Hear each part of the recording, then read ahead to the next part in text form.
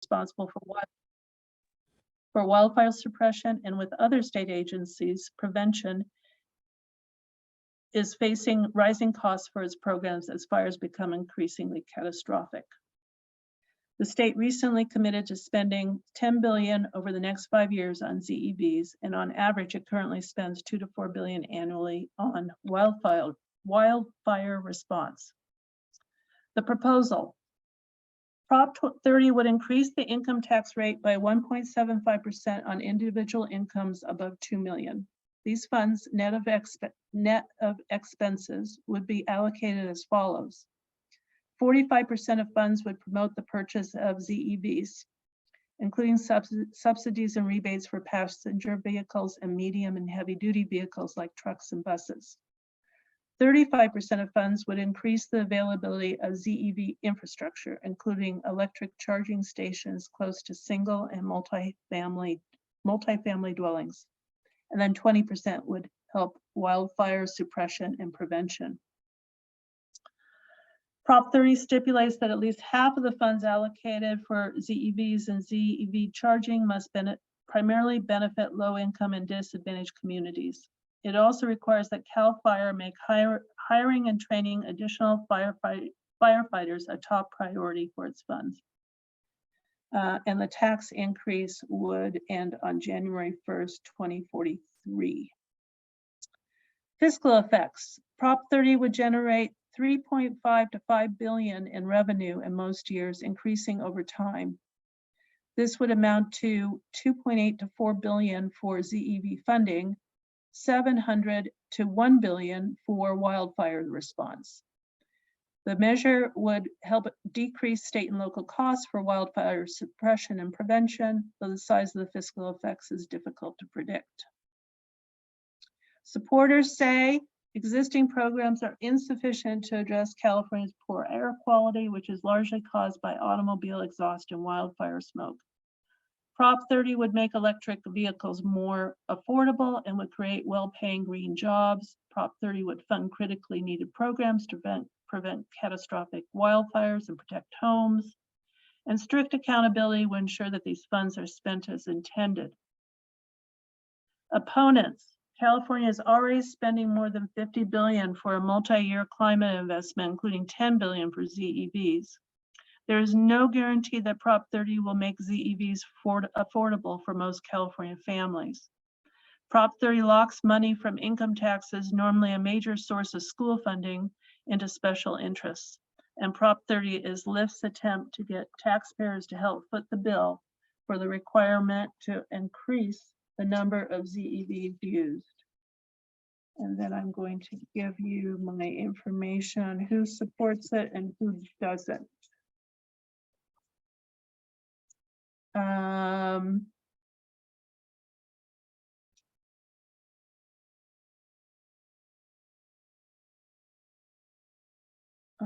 There's a committee, Clean Air California. And then the no on 30 has received opposition from Gavin Newsom, the California Teachers Association, and the Howard Jarvis Taxpayers Association.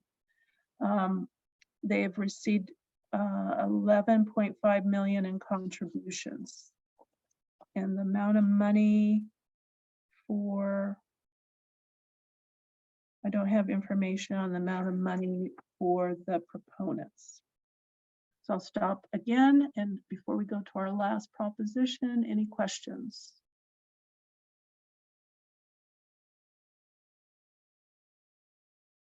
I'll look in Q&A. Why does Gavin Newsom oppose it? Again, I don't specifically know the answer to that, except that he has the only thing that comes to mind to look into is the fact that he has his own legislative agenda right now regarding electric vehicles and infrastructure. Okay, Proposition 31, and then we'll be done. me share screen. Okay, last one. I can get this to work. Okay, Prop 31. Referendum on 2020 law that would prohibit the retail sale of certain flavored tobacco products. So the question is, should the law enacted by the California legislature to ban the sale of certain flavored tobacco products be approved? The situation, the California State Legislature passed SB 793 in August 2020. The law as written bans the sale of all flavored tobacco products from bubblegum to mango to menthol. The prohibition includes pods for vape pens, tank-based systems, menthol cigarettes, and chewing tobacco. It does not include premium cigars or hookah tobacco. The ban applies to in-store purchases and vending machine purchases. SB 793 did not go into effect because a petition to demand a referendum on the law qualified for this ballot. When a referendum on a law qualifies for the ballot, the law does not go into effect until the voters decide to approve it. The proposal, a yes vote on this measure. In-person stores and vending machines could not sell most flavored tobacco products and tobacco product flavor enhancers, including menthol cigarettes, and adds a $250 penalty per violation for store and vending machine owners. A no on this measure.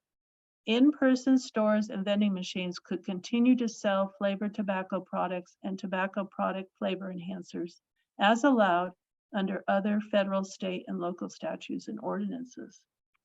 Fiscal effects. Last year, the state tobacco taxes raised about $2 billion. These funds are largely used for healthcare programs, including Medi-Cal, tobacco control efforts, and early childhood development.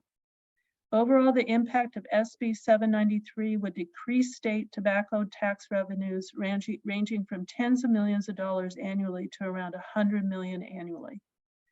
The wide range in the estimate is because the response by tobacco consumers is uncertain.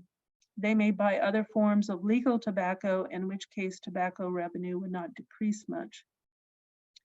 Any impact on state and local government healthcare programs is unknown. Reduced tobacco use may decrease the need for treatment for tobacco-related illness, but it could also increase lifespan, leading to more healthcare costs in the long run. Supporters say that Prop 31 will help decrease smoking rates, especially among youth, protects our youth by ending the sale of candy-flavored tobacco products that lures them into lifelong addiction to nicotine, prevents big tobacco from causing more harm to Black communities that buy menthol-flavored tobaccos.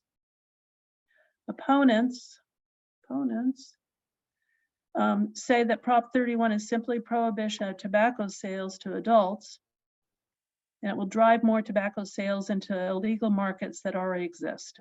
Prop 31 goes too far in banning some products the FDA allows, which will cause people to buy other tobacco products that are more harmful. Supporters. Yes on Proposition 31 includes the Committee to Protect California Kids. This PAC raised nearly $6.3 million. Opponents include Californians Against Prohibition PAC, and they have raised nearly $23 million. So that's all the information I have on committees and others who support and oppose it. And I will stop sharing and see if there's any questions. And if not,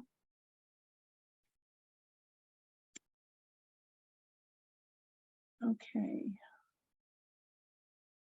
I don't see any on the Q&A. I don't see any either, but I do notice somebody's hand is up. Kathy Semenza, did you have a question? You gonna unmute her? Go ahead, Kathy, you can unmute.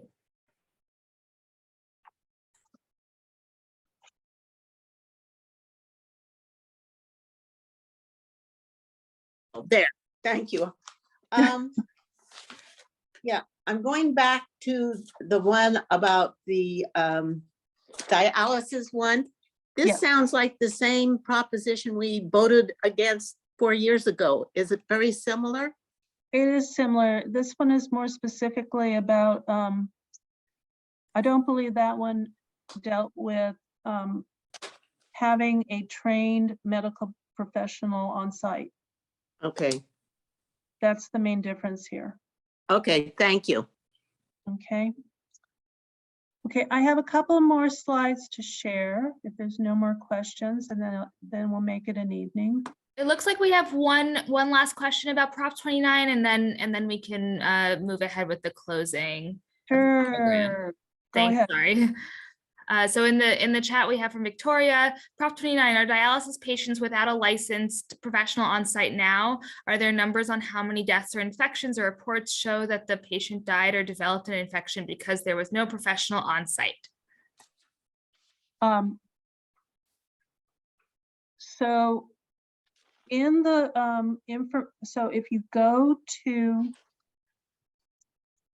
the official voter information guide, there is some information about the first question, okay?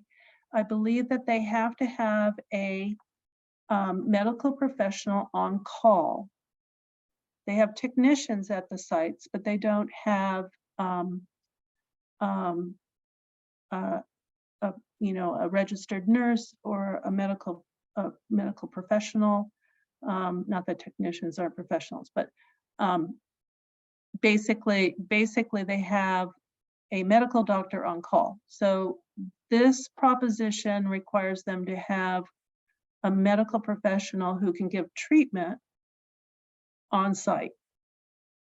As to the other question about how many instances of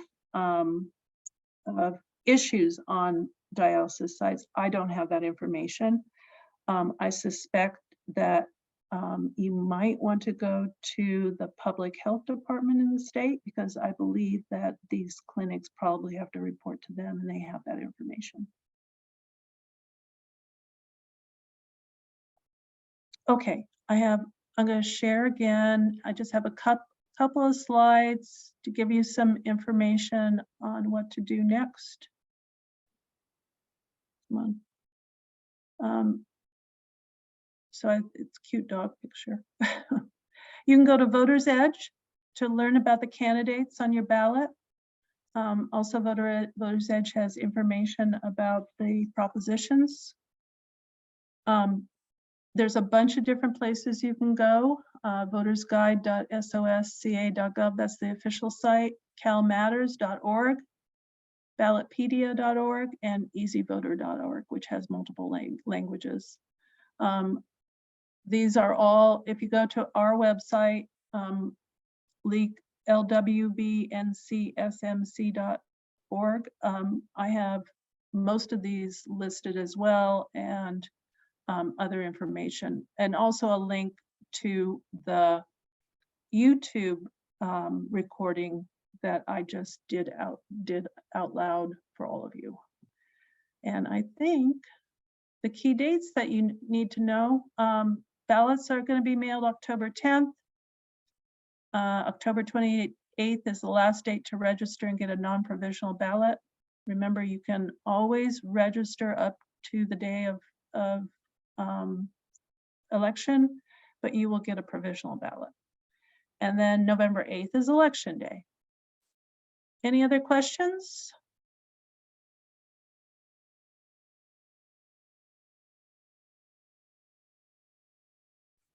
So lots of information. I hope this was helpful to you. And you know, I believe that I will get a recording. I will get a copy of this recording and I'll post it on our website. And then I'm sure that the library system will also post it. So you'll be able to look at it at your leisure. Yes, we will be able to do that. And I just wanted to apologize. My computer shut down in the middle of the recording, so it might be in two parts, but the majority of the recording is available, and then it could be a second part to a recording. So it's either one file or two. There was just a little tiny, it was just a little tiny gap. It wasn't too bad. Okay, thanks for understanding. Sometimes, technology happens. Kathy, I just wanted to thank you so much for joining us and for presenting this program with the library. I find these pros and cons program formats to be so this And I just wanted to give an extra special shout out to Kathy. Kathy told me that this was the first one that she was doing in this election cycle. So we're really happy to be that forum for you today. And I just wanted to remind you that if you need more information about the upcoming election, the voter guide that Kathy held up at the beginning of the program, you can find those at the library. They are available right now in English, Spanish, and Chinese. There might be other languages available, but we have those languages represented. And we are a vote center at SSFPL once again. Even if you are not zoned to the South San Francisco Public Library on West Orange Avenue, you can still visit us, and there is plenty of information and literature that you can pick up from the vote center. You can visit the South City website to find out more about how to vote within South City. And if you are not a South City resident, you can also visit the county website to find out your polling place. And finally, you can follow us on all social media platforms. I'm going to provide you with the links to Facebook, Instagram, and Twitter. We have a ton of, oh, that was not very clickable. I'm going to do that again. We have a ton of really amazing programs coming up in October. And I would tell you all about them tonight, but we'd be here all night. Please check out our social media accounts, check out our city calendar, and we'll see you throughout the month. And like I said, if you continue to have questions, you can find us. You can find the League of Women Voters website as well. Have a nice evening, everyone. Thank you so much.